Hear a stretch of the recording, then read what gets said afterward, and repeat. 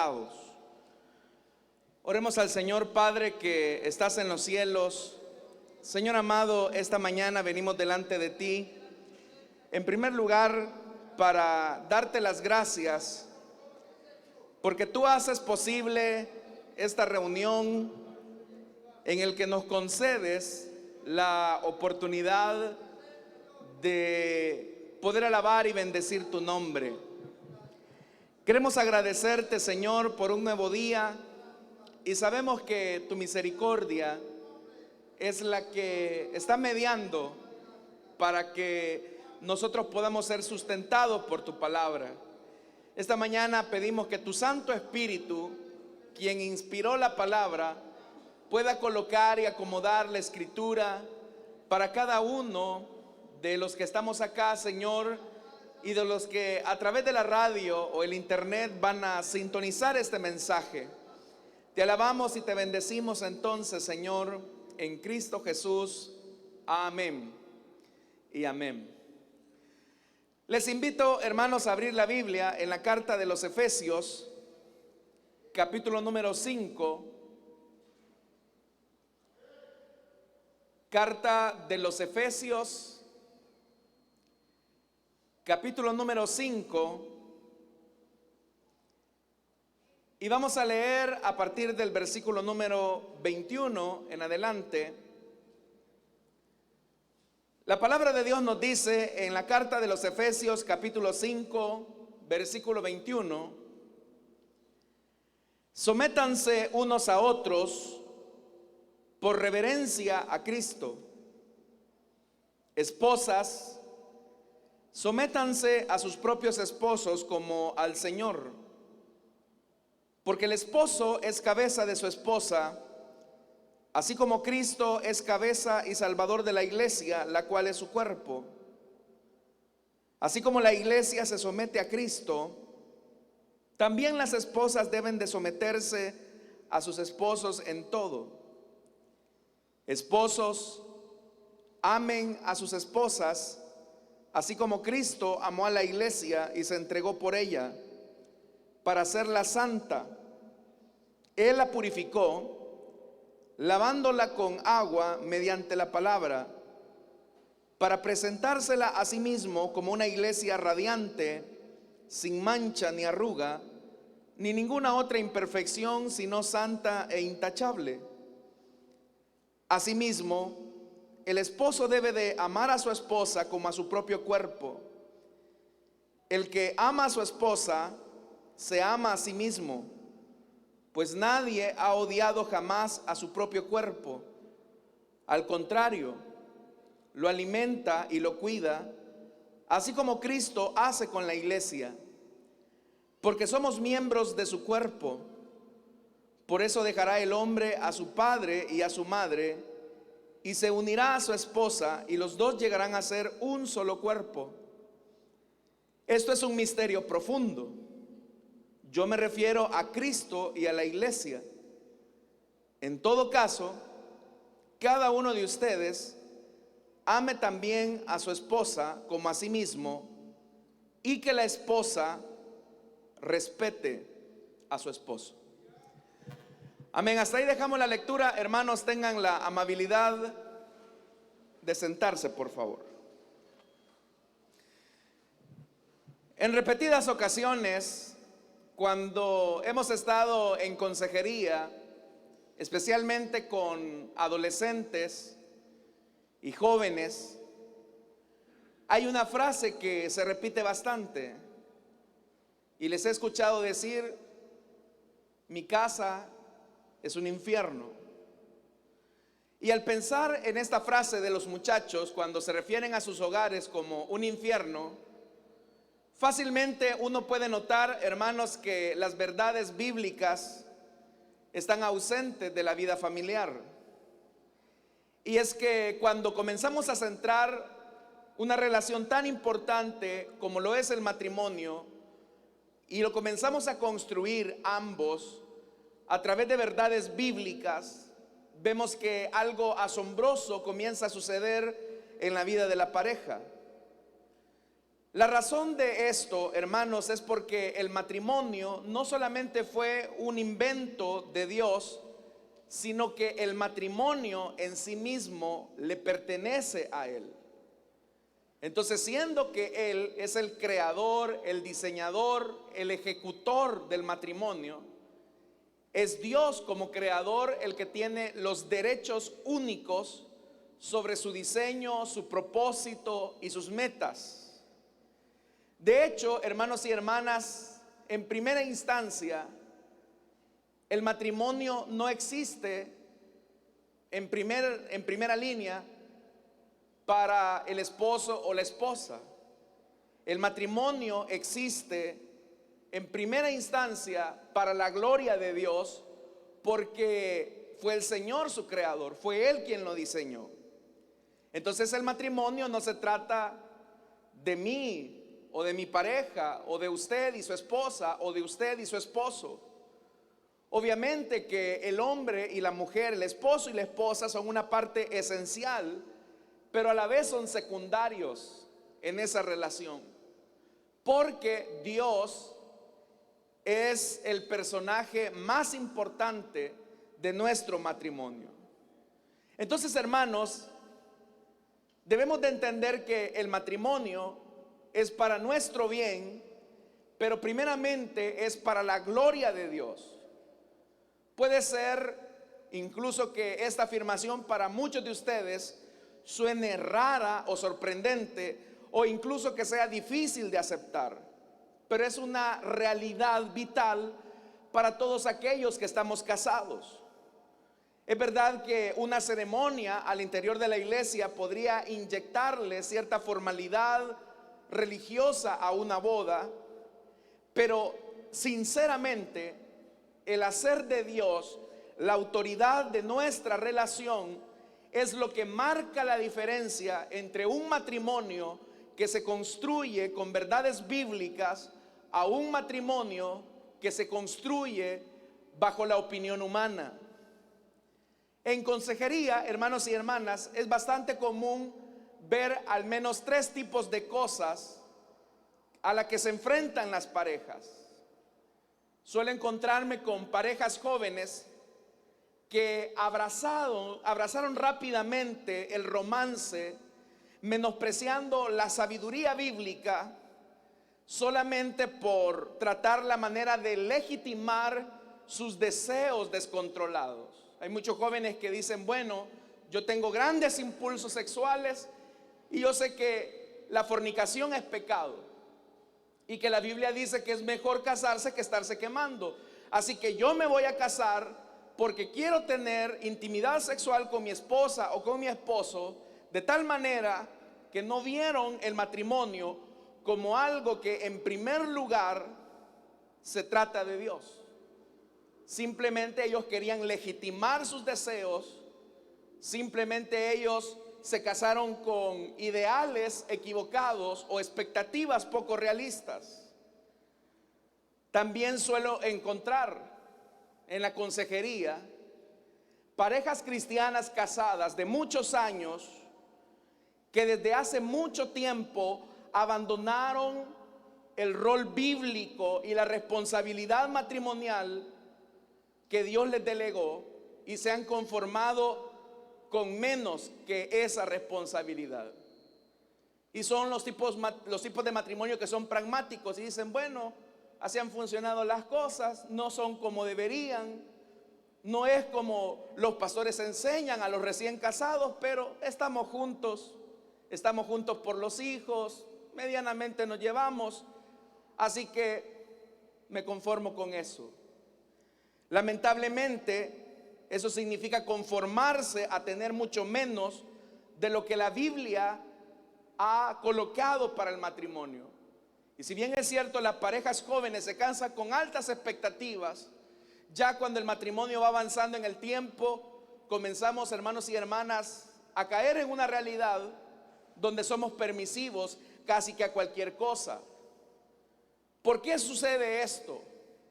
Porque no vieron el matrimonio como algo que en primer lugar se trata de Dios. Lo más trágico de todo esto es que también en la consejería cristiana uno suele ver familias destrozadas precisamente por el divorcio o la separación, cuando ambos cónyuges simple y sencillamente deciden que sus necesidades personales son más importantes que lo que Dios había dicho en su palabra. ¿Y qué es eso que lleva a los matrimonios a esa separación? Simplemente que ellos no vieron el matrimonio como algo que se trata de Dios. Este capítulo 5 de la carta a los Efesios, hermanos, nos coloca frente a una línea de salida para comenzar a cultivar un matrimonio que sea fructífero en el tiempo. El punto más notable de todo este pasaje es que el apóstol Pablo ve en la relación del matrimonio una parábola de una realidad más profunda y misteriosa. Pablo comienza a decir que el matrimonio cristiano es una parábola de lo que es la relación de Cristo con la iglesia. Y si eso es así, significa que los matrimonios cristianos deberían de ser un pedacito de cielo en cada hogar. Lamentablemente, la frase que más se suele escuchar, como ya le dije, es que el hogar se ha vuelto un infierno. Lo que le dije al principio es fundamental. Dios es el creador, es el diseñador, es el ejecutor del matrimonio. De tal forma, hermanos y hermanas, que cuando Pablo acá en el capítulo 5 habla del matrimonio, en realidad no quiere hablar tanto del matrimonio. Quiere hablar acerca de una parábola, pero que es una parábola viviente, que bien debería de ilustrar la relación de Cristo y la iglesia. Cuando Dios planeó el matrimonio y cómo sería, el propósito de por qué Dios creó al hombre y a la mujer para colocarlos sobre esta tierra es porque la relación de Adán y Eva iba a brindar una imagen terrenal hermosa de lo que algún día sería la relación de Cristo y la iglesia. Por muchas generaciones, incluso Moisés, cuando redactó algunos elementos de estas verdades bíblicas del matrimonio, no tenían este conocimiento. Por eso es que, si usted puede notar, hermanos y hermanas, en el versículo 32 de este capítulo 5 de Efesios, el apóstol dice: esto es un misterio profundo. Pero note cómo Pablo está hablando del matrimonio. Está diciendo que es un misterio profundo. Ese misterio ahora ha sido revelado en la era del Nuevo Testamento, porque ese misterio revela el propósito por el cual Dios inventó, diseñó y ejecutó el matrimonio. El matrimonio está establecido dentro del mundo, dentro de su hogar, dentro de mi hogar, como un recordatorio, una parábola viviente de una relación que se establece entre Cristo y la iglesia. Y es acá, hermanos y hermanas, si entendemos que nuestro matrimonio, como ya le dije, no se trata en primer lugar ni de usted ni de mí, no se trata de nuestras parejas, sino que se trata de Dios en primer lugar. Esto nos lleva, hermanos y hermanas, a entender que nuestros hogares deben de reflejar el propósito por el cual Dios lo diseñó. Pero la única manera en que podremos hacer viva esta parábola en nuestros hogares es cuando entendamos cuál es nuestro rol dentro de esta relación. Usted sabe, hermanos, que cuando las parejas han decidido formalizar su relación y están en los meses de preparación para el día de la gran boda, hay toda una expectativa. Cuando, por ejemplo, también se piensa en lo que será la luna de miel como un momento inolvidable, todos estos aspectos se vuelven importantes: el vestido, la ceremonia, los colores, lo que va a ser, hermanos y hermanas, la salida ya cuando vivamos solos plenamente con nuestro esposo o nuestra esposa. Pero es acá, hermanos y hermanas, que más que el propósito de tener un álbum de boda que podamos recordar y decir qué bonita fue nuestra boda, lo más importante es cuál es la autoridad que juega Dios en nuestra relación.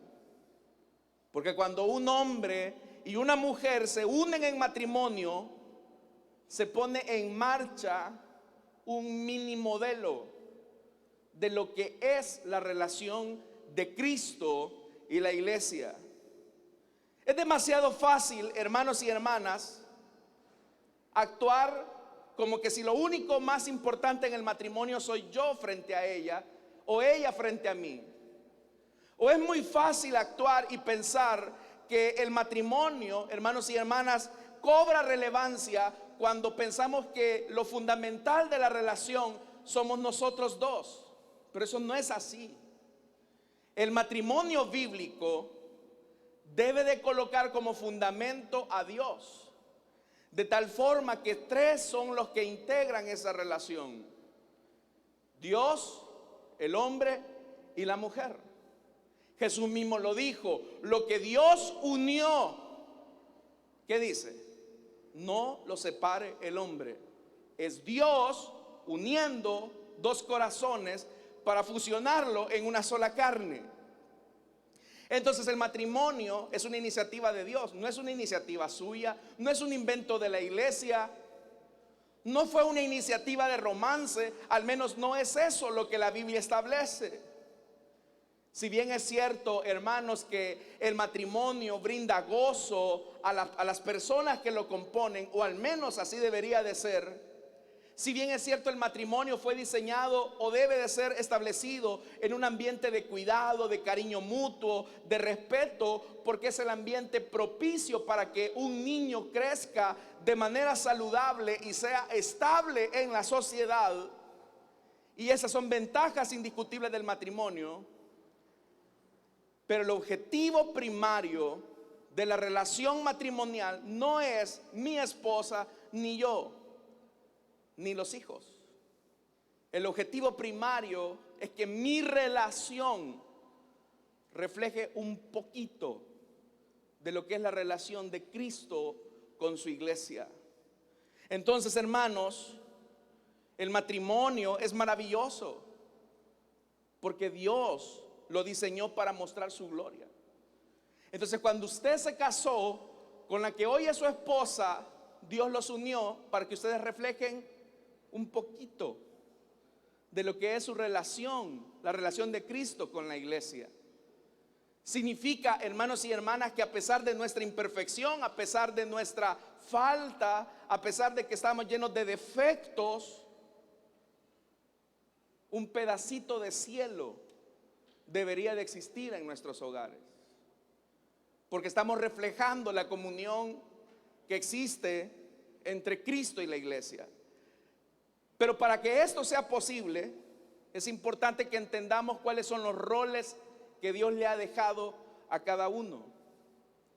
Y quisiera comenzar, hermanos y hermanas, en el orden adecuado de a quien Dios le ha delegado la responsabilidad de ser cabeza, de ser líder. ¿Cómo debe de amar? ¿Cómo debería de amar un esposo? Especialmente en una época donde el amor se ha manoseado mucho, donde el tema del amor ha caído en un romanticismo sin sentido y a veces vacío, plagado por las películas de Hollywood. Yo no estoy diciendo que el romance no sea importante, claro que lo es parte de la vida matrimonial. Pero el amor bíblico, el amor que como esposos debemos de reflejar a nuestras esposas, siendo que mi matrimonio debe de ser una parábola de Cristo y la iglesia, y que yo como esposo debo de reflejar a Cristo en ese pedacito de cielo llamado hogar. Vea lo que dice el versículo 25. Y voy a comenzar primero con los esposos. Oiga esto: esposos, si quieren, si desean, si tienen ganas, no dice eso, da una orden. Verso 25: esposos, amen a sus esposas. Es una orden. Entonces Dios, que diseñó el matrimonio, está dándole una orden al esposo: esposo, amen a sus esposas. ¿Y cómo deben de amar a sus esposas? Porque lo merecen, porque se portan bien. Deben de amar a sus esposas cuando les sirven la comida con perfección absoluta, cuando les planchan la ropa y se las dejan nítida, cuando solamente se embellecen para ustedes o se preparan para una noche íntima. Solamente ahí hay que amar a la esposa. No. Vea el amor profundo de la Escritura. Esposos, amen a sus esposas. Es una orden. Así, y vea que aquí viene la parábola: así como Cristo amó a la iglesia. Es un amor que se sustenta en una decisión.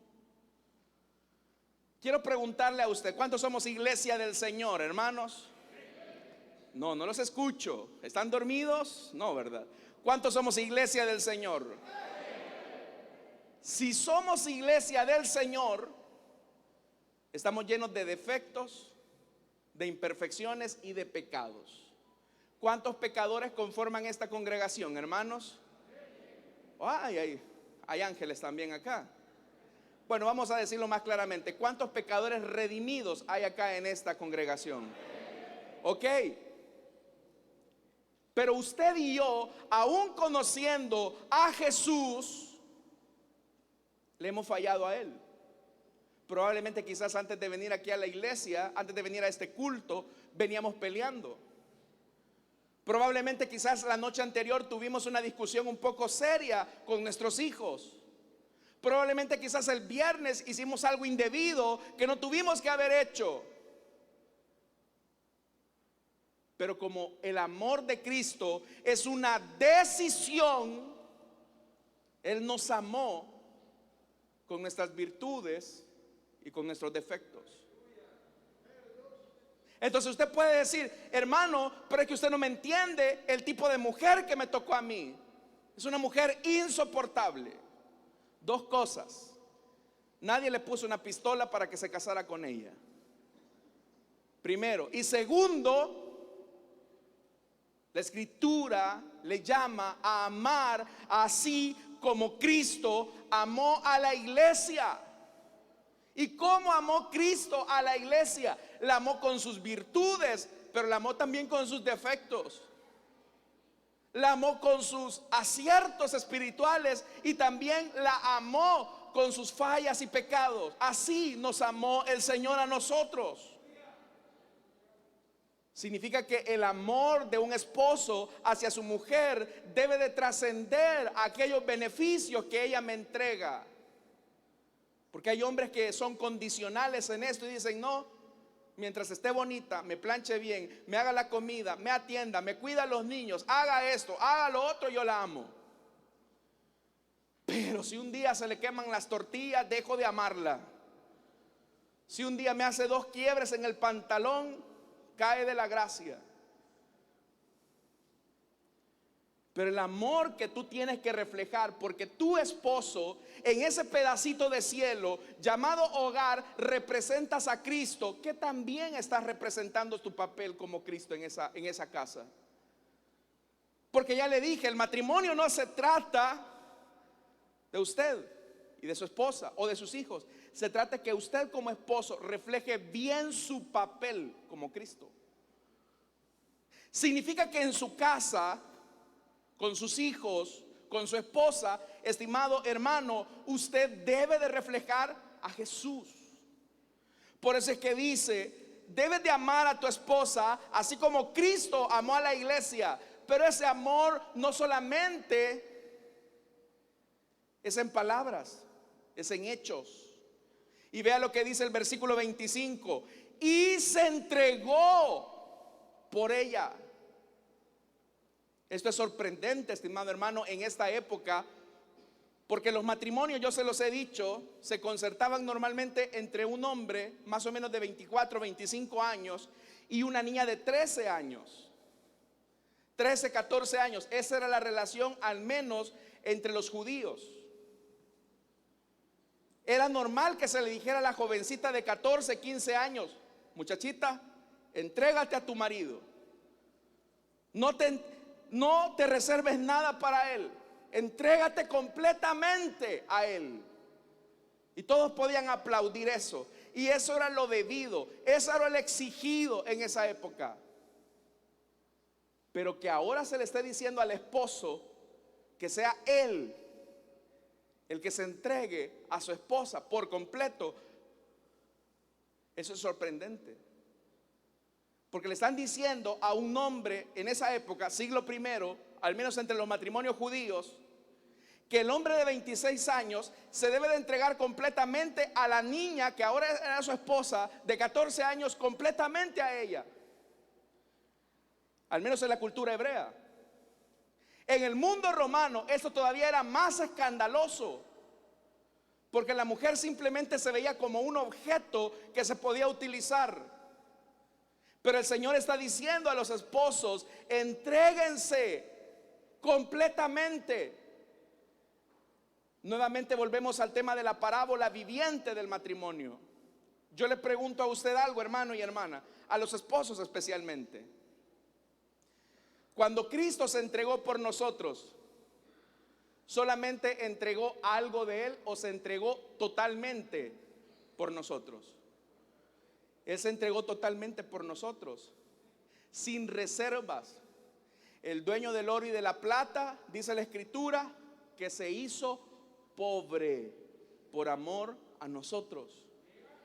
Y se hizo pobre por amor a nosotros, para enriquecernos a nosotros, que éramos lo vil, lo menospreciado, lo que nadie quería, la peor lacra, para sentarnos en lugares de príncipes. Ese es el amor de Cristo por su iglesia, que se da completamente por su iglesia. Estimado esposo, en su papel como Cristo dentro de su hogar, ¿se entrega completamente a su esposa? Porque si usted no lo hace, usted está dejando mal parado su papel como Cristo dentro de esa casa que es hogar y que debería de ser un pedacito de cielo para sus hijos. Y dice esto: que se entregó por ella para hacerla santa. Para hacerla, no es que ya era, para hacerla, no era. Venía con errores. La iglesia, hermanos y hermanas, venía con defectos, venía defectuosa. Un modelo atrofiado, maltrecho.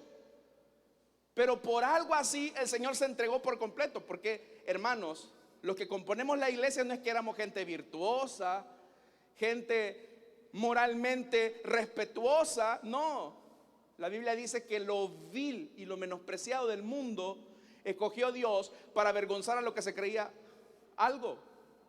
Eso éramos usted y yo. Jesús se entregó por eso vil, por eso menospreciado. ¿Pero para qué? Para hacerla santa a la iglesia. Dice, Él la purificó lavándola con agua. Y aquí el apóstol Pablo dice que es el agua, mediante la palabra. Entonces, ¿qué es lo que el Señor Jesús utiliza para modelar a la iglesia, ¿qué es lo que Él utiliza, hermanos? Correcto. Lo que el Señor utiliza para modelar a su iglesia es la palabra de Dios. ¿Qué es lo que debe de utilizar un esposo para modelar a su esposa? El garrote, el insulto, la ley del hielo, el orgullo, el machismo. No estás reflejando dignamente a Cristo en tu hogar. Si tú quieres reflejar a Cristo en tu casa, tú debes de utilizar la palabra de Dios para modelar el carácter y la conducta de tu mujer. Pero para eso es importante que tú seas la palabra andando para tu mujer. Porque hay hombres que solamente se conforman y citan pasajes como sujétate. Eso es lo que la Biblia dice. Pero a ver, una de las características de Jesús es que Él vivía lo que predicaba. Él vivía lo que predicaba. Entonces Jesús, hermanos y hermanas, nos va perfeccionando siendo Él el ejemplo y la palabra. Yo te pregunto a ti, estimado esposo, ¿qué versión de la Biblia eres tú para tu mujer y para tus hijos?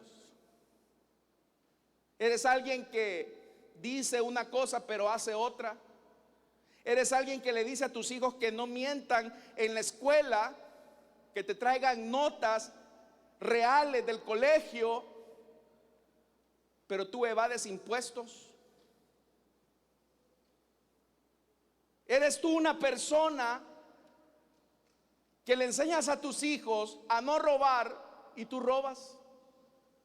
O dicho de otra forma, tú le hablas a tus hijos de un Dios de amor y tu trato hacia la madre de ellos es tosco, hiriente, ofensivo. Podrás hablar muchas cosas de la Biblia, pero si tú no eres la Biblia andando para tu mujer y para tus hijos, no estás representando dignamente el papel de Cristo en tu relación. Muchas veces nosotros, hermanos, como maridos, queremos tener mujeres excepcionales. Pero una mujer excepcional no es el resultado de mi capricho o de mi machismo. Es el resultado de qué tanto tú como esposo vives la palabra. A propósito de esto, ¿lees la escritura? ¿O estás pendiente de cómo van a ir los resultados del mundial? ¿O estás pendiente de otras tonteras? Menos de lo que dice la palabra. Por eso dice, para presentársela como la ama, para presentársela a sí mismo como una iglesia radiante. Me gusta mucho esa expresión que dice radiante, porque habla de una belleza. Se la está presentando como una mujer radiante y dice, sin mancha, ni arruga, ni ninguna otra imperfección, sino santa e intachable. Y aquí hay algo, hermanos y hermanas, que tengo que decirle.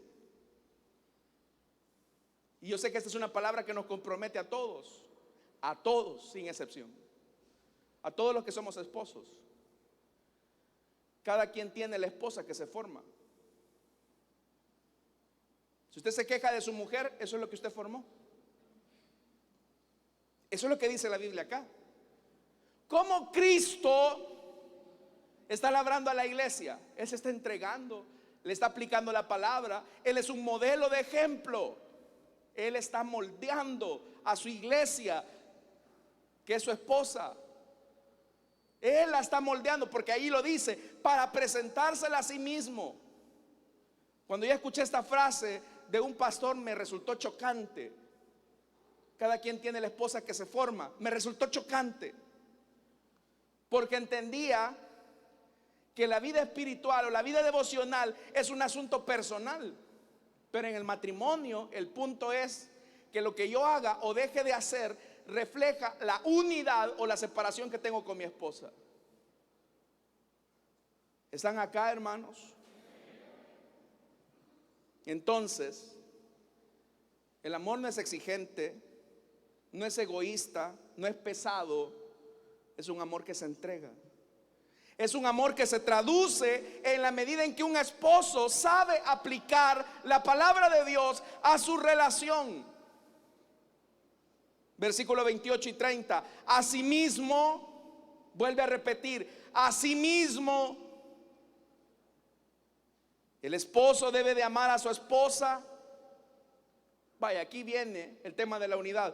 Como a su propio cuerpo. El que ama a su esposa se ama a sí mismo, pues nadie ha odiado jamás a su propio cuerpo. Sería un loco aquel que comienza, hermanos, a latigar, a golpear su propio cuerpo, a flagelarlo. Ser una persona desubicada mentalmente, psicológicamente. Usted no hace eso. Es más, ¿sabe usted que los hombres son más vanidosos que las mujeres, hermano? Yo he visto más hombres vanidosos que mujeres. Ya lo vi, va a decir alguien por ahí.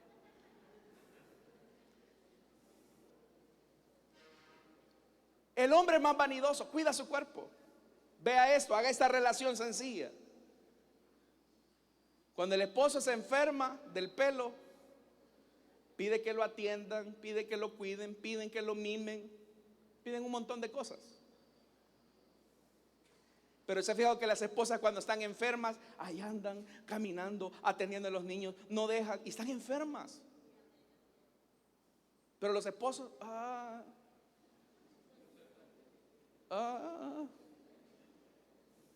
¿por qué se ponen así?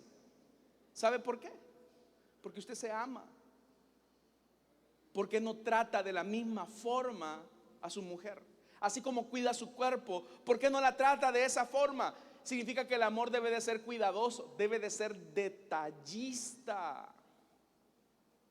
Hay gente que, perdonen hermanos que se lo diga, pero muchos de ustedes son toscos en la manera en que tratan a sus mujeres. Son hirientes. Muchos de ustedes, hermanos, son agresivos. ¿Y saben cuál es el problema? Que en la forma en que usted trata a su esposa, que es parte de usted, que es parte de su cuerpo, estamos reflejando la dignidad que le damos a la otra persona. La Biblia dice que fuimos creados a imagen y semejanza de Dios. Entonces, cada vez que tú tratas de manera tosca a tu esposa, estás tratando de manera tosca la imagen de Cristo. Ese es el mensaje más silencioso que yo he escuchado de parte de ustedes, amados. ¿Están acá? Esa es palabra de Dios. ¿Dicen amén los esposos? Gloria al Señor. ¿Cuál debe de ser la respuesta de la esposa ante este amor que se entrega, ante este amor que modela, ante este amor que es detallista, que es cuidadoso? Versículo 21. Hoy vamos con las esposas, no crean que se iban a librar. Sométanse unos a otros por reverencia a Cristo. Verso 21. Esposas, sométanse a sus propios esposos como al Señor. A ver, ¿cuántos somos la iglesia del Señor acá esta mañana? ¿Alguno de ustedes quiere mostrar una queja contra Jesús para que Él sea la cabeza de la iglesia? ¿Alguien se siente inconforme con Jesús como cabeza y dice, no, yo a Cristo no lo quiero como cabeza? ¿Alguien puede decir eso? ¿Están contentos con que Cristo sea su cabeza? El deber de la iglesia es obedecer la palabra hecha carne, que es Jesús. Lo que Él ha dicho y lo que Él es. En amor nosotros nos sometemos.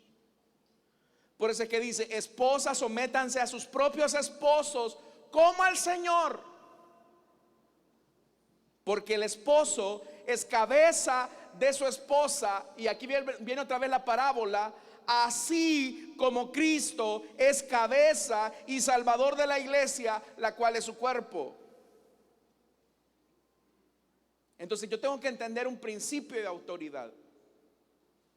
Si mi esposo está modelando a Cristo en su carácter, si mi esposo se está entregando, si mi esposo, hermanos y hermanas, está aplicando la palabra de Dios, el deber de la esposa cristiana es seguir el ejemplo que su esposo le refleja de Cristo. Si su esposo es un modelo de cristiano auténtico, su deber, estimada esposa, es imitar el ejemplo de su esposo, porque él está imitando a Cristo. Pablo dice: imítenme a mí en lo que ¿qué? En lo que yo imito a Cristo. Por eso es que comencé primero con el esposo, porque el esposo es el que debe de modelar la palabra en su hogar. Dice el versículo 24: así como la iglesia, nosotros como iglesia nos sometemos a Cristo porque Cristo nos ama, Cristo nos ha predicado con el ejemplo, se entregó completamente por nosotros. También las esposas deben de someterse a sus esposos en todo. ¿En todo qué? En todo aquello que modela a Cristo en la relación. Significa que el sometimiento tiene una condición. El sometimiento tiene una condición. Porque hay mujeres, hermanas y hermanos, a quienes sus esposos las golpean, las maltratan, las vapulean, y ellas dicen: no, es que tengo que estar sujeta a Cristo, a mi esposo, así como a Cristo. Pero Cristo no golpea, Cristo no vapulea, Cristo no te es infiel. Cuando el sometimiento se rompe, cuando el esposo no es modelo de lo que debe de ser un cristiano. Entonces, esto es lo que dice la Biblia. Porque en la lectura machista es: sométanse a ciegas. No, no, no. Porque nosotros nos sometemos a Cristo porque Él nos ama, porque Él se entregó, porque Él es ejemplo para nosotros. Cuando hay situaciones que transgreden la dignidad humana, como la violencia, la infidelidad, la esposa no está obligada por la Escritura a someterse a un esposo violento. Digo esto porque hay hermanas que llevan años soportando maltrato y están orando y orando y diciendo: Señor, ¿hasta cuándo? Señor, yo me someto. Pero hay un principio, hermanos y hermanas. Hay una escala de valores. En Walt Disney, en los parques temáticos, todas las empresas se rigen por valores. En Walt Disney hay valores: seguridad, familia, diversión. Entonces todos los empleados de Walt Disney trabajan sobre esos valores. Entonces, en primer lugar está la seguridad, la familia, la diversión.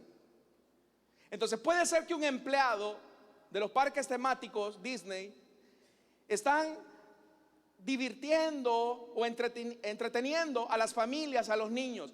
Pero si ese empleado de Walt Disney se da cuenta que una familia, una persona o un niño está expuesta al peligro, tiene dos caminos: el camino de seguir entreteniendo a la familia, lo cual es un valor de la empresa, o dejar el entretenimiento para prevenir un peligro de la persona que está expuesta a un juego mecánico o a cualquier otro peligro. Entonces, la escala de valores dice: en primer lugar está la seguridad. Así que dejo de divertir a esta familia por prevenir un accidente a este niño, y así que no pueda correr un peligro. Es una escala de valores. Entonces lo mismo es en la Escritura. Es verdad que existe un mandamiento que es el del sometimiento, pero arriba del sometimiento está la dignidad humana, porque fuimos creados a imagen y semejanza de Dios. Entonces, cuando el matrimonio está dañando, está lastimando la dignidad de una persona con la infidelidad, con el maltrato físico, con la violencia en el hogar, entonces mi valor como persona y como hijo de Dios está por encima de ese otro valor que se llama sometimiento. Entonces no es, hermanos y hermanas, justificable la violencia desde ningún punto de vista. Entonces, si usted, estimada hermana o hermano, porque también hay esposos violentados, está siendo víctima de violencia, recuerde que en la escala de valores, lo primero es su dignidad como persona y como hijo de Dios. Entonces, haciendo esa aclaración, si tu esposo es un modelo de creyente, si tu esposo es alguien que vive la palabra y se esfuerza, no es que es perfecto, porque no lo es, no lo somos, pero es un esposo que trata la manera de honrar a Dios, trata la manera de vivir la palabra, trata la manera de esforzarse. Tu deber como mujer es sujetarte a tu esposo. Y esto, hermanos y hermanas, nos lleva a un elemento muy importante, porque acá vamos a hablar, y con esto voy terminando, de las necesidades primarias que tenemos hombres y mujeres. La necesidad primaria que tiene una mujer es el amor. Y la necesidad primaria que tiene el hombre es el respeto. Ahora quiero que vea usted algo, y aquí viene el misterio profundo. Verso 31. Por eso dejará el hombre a su padre y a su madre y se unirá a su esposa. Por esta razón. Y los dos llegarán a ser un solo cuerpo. Y oiga esto que dice Pablo. Esto es un misterio profundo. Yo me refiero a Cristo y a la iglesia. Significa que Pablo entonces lo que está diciendo es que el matrimonio es una parábola viviente de la relación de Cristo con la iglesia. Entonces, estimada esposa, ¿qué también está reflejando a la iglesia que se somete a Cristo? ¿Eres irrespetuosa con tu esposo? ¿Sabe que hay esposas, hermanas, que se endeudan hasta la coronilla y sus esposos no saben nada? Esa es una falta de respeto. Es una falta de respeto que tú compares a tu esposo con otro marido. Esa es una falta de respeto. Dicen amén las hermanas.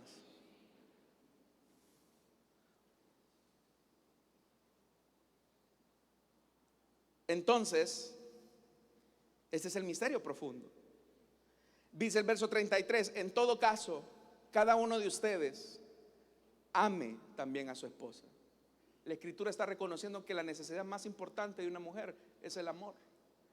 Y dice, y que la esposa respete a su esposo, que es la necesidad fundamental de un marido. Entonces, a la frase, hermanos y hermanas, que dicen los hijos, en mi casa esto es un infierno, es porque no estamos reflejando el papel que nos tocó. Tu papel como esposo es reflejar a Cristo en tu casa.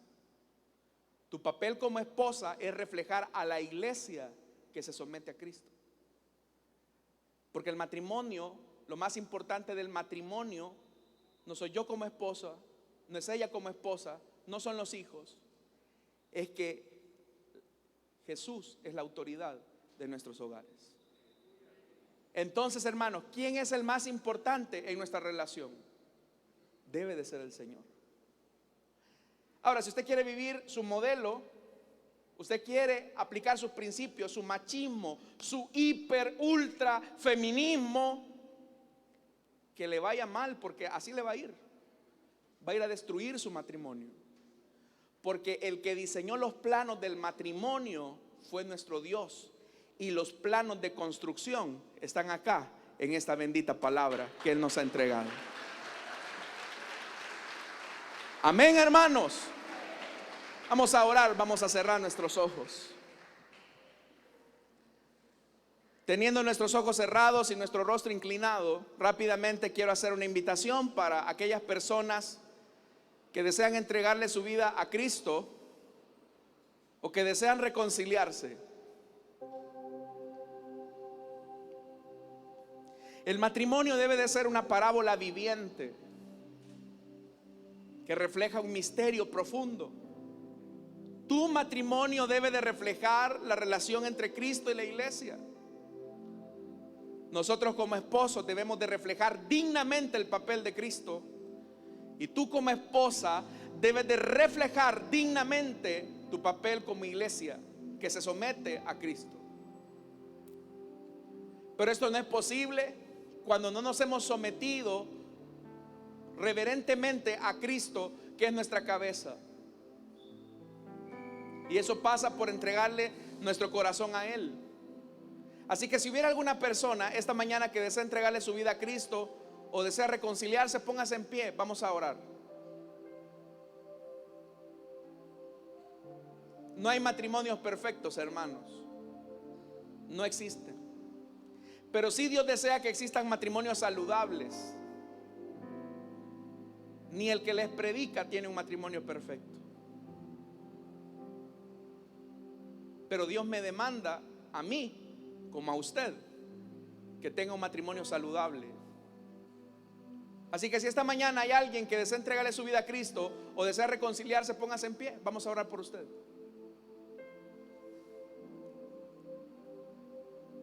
¿Habrá alguien?